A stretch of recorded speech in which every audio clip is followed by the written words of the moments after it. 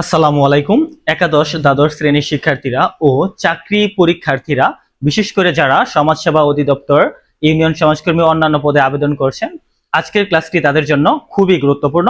So একটু লক্ষ্য করেন, দেখেন অল্প কিছু নিয়মের মাধ্যমে আমরা অনেকগুলো বানান মনে রাখতে পারি। যেমন 1 নম্বর নিয়ম আমি লিখছি যে অব্যক্তিবাচক অব্যক্তিবাচক কোনো কিছু বোঝালে হবে রস্যইকার বা রস্যই বা রস্যইকার হবে, এবং যদি ব্যক্তিবাচক কোনো কিছু বোঝায় তাহলে হবে কি দীর্ঘিকার। আমরা অনেকের সমস্যা হয় যে কখন ঋষিকার হবে কখন দীর্ঘিকার হবে, আমরা কনফিউশন হয়ে যায়। আমরা যদি এই নিয়মটা মনে রাখি যে অব্যক্তিবাচক বোঝালে ঋষিকার হবে এবং ব্যক্তিবাচক বোঝালে কি হবে, তাহলে হবে দীর্ঘিকার হবে। যেমন সরকারি, সরকারি দ্বারা কোনো কি ব্যক্তি বোঝাচ্ছে, কোনো ব্যক্তি বোঝাচ্ছে না, তাহলে এটা কি হবে, এটা হবে কি ঋষিকার, এটা শেষে কি হবে ঋষিকার।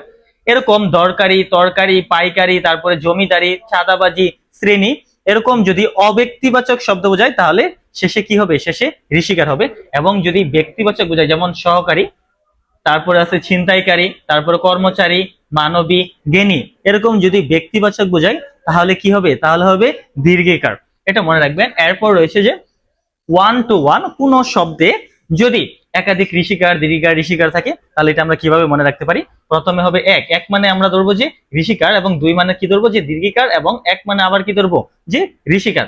এরকম এই যে নিশিথিনী, এরকম নিপীড়িত, তারপরে পিপিলিকা, তারপরে বিভীষিকা, এই টেকনিকের মাধ্যমে আমরা এই বানানগুলো মনে রাখতে পারি। এরপর লক্ষ্য করুন, দেখুন যে কোন শব্দে মানে শব্দে দন্তাস্য ক সংযুক্ত এবং মূর্ধন্যস্য ক সংযুক্ত কখন কোনটা আমরা ব্যবহার করব, এটা আমরা এই নিয়মের মাধ্যমে মনে রাখতে পারি।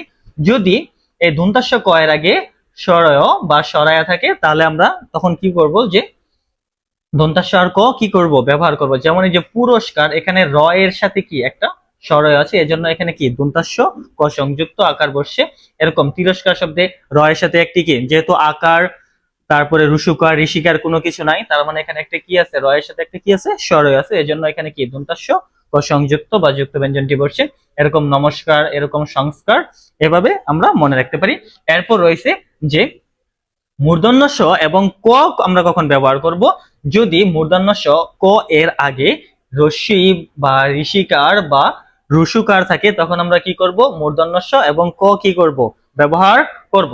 যেমন এই যে পরিষ্কার, এখানে যে র এর সাথে একটা কি আছে, ঋষিকার আছে না বা একটা রস্যিকার আছে না, এজন্য এখানে আমরা কি মূর্ধন্য ষ ক ব্যবহার করছি। এরপরে যে আবিষ্কার শব্দ সেম, বহিষ্কার শব্দ সেম, এই যে নিষ্পাপ শব্দ সেম, নিষ্কাশন শব্দ কি সেম। এভাবে আমরা অনেকগুলো বানান মনে রাখতে পারি।